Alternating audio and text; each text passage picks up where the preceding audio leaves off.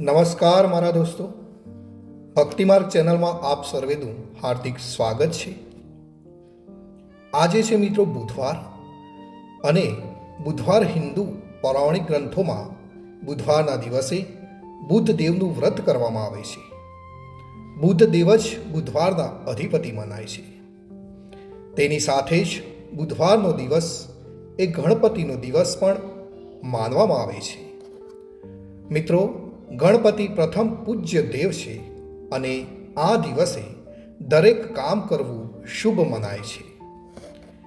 આજે જ્યારે આપણા બધાના ઘરે ગણેશજી બિરાજમાન છે, ત્યારે બુધવારે આ વ્રત કથા કરવું વધુ ફળદાયક છે. આજના આ વિડીયોમાં આપણે જાણીશું કે બુદ્ધ દેવના વ્રતની કથા અને પૂજા અર્ચના આપણે કેવી રીતે કરવી જોઈએ. મિત્રો, બુધવાર વ્રતની વિધિ આપણે આ રીતે કરવી જોઈએ. બુધવારનું વ્રત ગ્રહ શાંતિ માટે સૌથી વધારે અસરકારક મનાય છે. આ વ્રત કરવાથી તમામ ગ્રહોની કુદ્રષ્ટિથી આપણે બચી શકીએ છીએ અને જીવનના તમામ સુખ પ્રાપ્ત થાય છે. આ વ્રતમાં લીલી વસ્તુઓનો ઉપયોગ કરવો ખૂબ જ શ્રેષ્ઠ મનાય છે. આ વ્રતમાં દિવસે કે રાત્રે એક જ વાર ભોજન કરવું જોઈએ. વ્રતના અંતમાં ભગવાન શંકરની આપણે ધૂપ, બીલીપત્ર વગેરેથી પૂજા કરવી જોઈએ, અને પૂજા પછી બુધવારની વાર્તા જરૂરથી આપણે સાંભળવી કાં તો વાંચવી જોઈએ. સામાન્ય રીતે બુધવારના દિવસે કોઈ પણ કામ ભગવાન ગણેશજીનું નામ લઈને અને વિઘ્ન કરતા તમારા તમામ વિઘ્નોને દૂર કરશે તે આશાએ શરૂ કરવું જોઈએ. ભગવાન બુદ્ધદેવ પણ આપણા આ વ્રત કરનારની દરેક મુશ્કેલીઓ સામે રક્ષા કરે છે અને તેને સર્વ સુખ પ્રદાન કરે છે. આ કથાને સાંભળનાર અને વાંચનારને બુધવારે બહાર જવા કે પ્રવાસ પર કોઈ દોષ નથી નડતો. હા, પણ એટલું જરૂર યાદ રાખવું કે કથા બાદ આરતી કરી પ્રસાદ લીધા બાદ જ ઘરેથી નીકળવું જોઈએ. તો પછી પ્રવાસમાં આપણને કોઈ પણ મુશ્કેલી આવશે નહીં. ભગવાન બુદ્ધદેવ પોતાના ભક્તોની દરેક રીતે રક્ષા કરે છે. તો હવે આપણે આજે મિત્રો સાંભળીશું બુધવારની વ્રત કથા. મિત્રો, વાર્તા શરૂ કરતા પહેલા આપ સર્વેને મારી નમ્ર અપીલ છે કે જો તમે ચેનલ ઉપર નવા છો તો ચેનલને મારી એક વિનંતીથી સબસ્ક્રાઈબ કરતા જજો. મિત્રો, એક વખતની વાત છે. એક વ્યક્તિ પોતાની પત્નીને લઈ પોતાના સાસરે જઈ રહ્યો હતો. ત્યાં થોડા દિવસો રહ્યા બાદ તેને પોતાના સાસુ સસરાને પત્નીને વિદાય આપવા માટે કહ્યું. તેના સાસરિયાવાળાએ આજે બુધવાર છે તેમ કહી વિદાયની ના પાડી દીધી અને કહ્યું, આજના દિવસે બુદ્ધદેવની પૂજા કર્યા બાદ પ્રસાદ લઈને જ ક્યાંક જવું જોઈએ. વચ્ચે જવું અશુભ છે.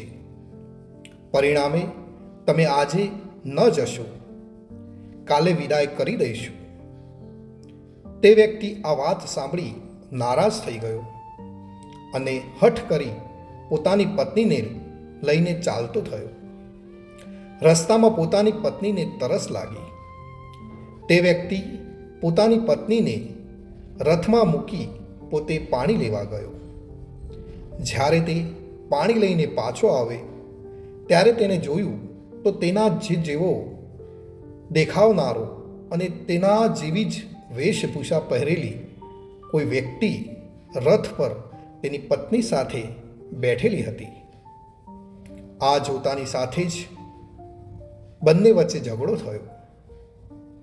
તે ગુસ્સામાં આવી ગયો અને તેણે પૂછ્યું કે તું કોણ છે અને મારી પત્ની પાસે બેસવાની હિંમત તે કેવી રીતે કરી?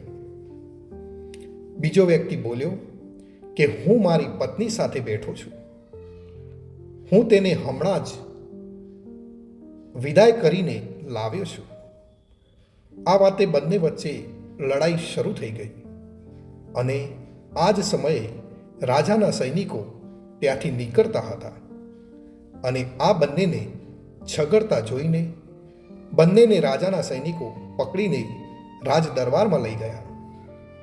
તમામ વાત જાણી તેમને તેની પત્નીને પૂછ્યું કે તમારો સાચો પતિ કોણ છે?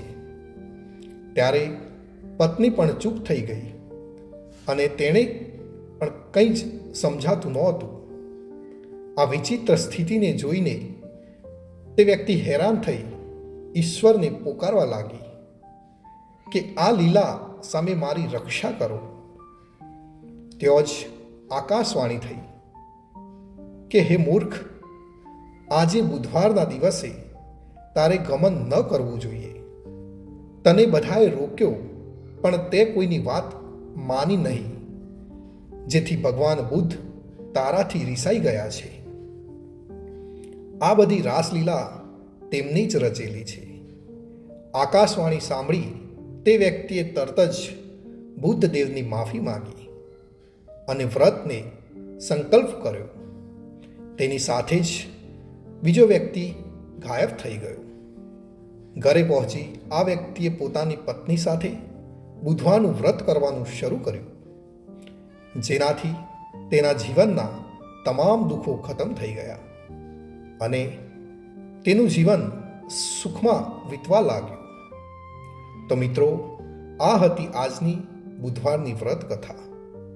ભગવાન બુદ્ધ દેવ અને ગણેશજી આપણા સર્વેનું રક્ષણ કરે એવી જ મારી પ્રાર્થના અને મારી મહેનત બદલ એક લાઈક અને ચેનલને સબસ્ક્રાઈબ જરૂરથી કરતા જજો.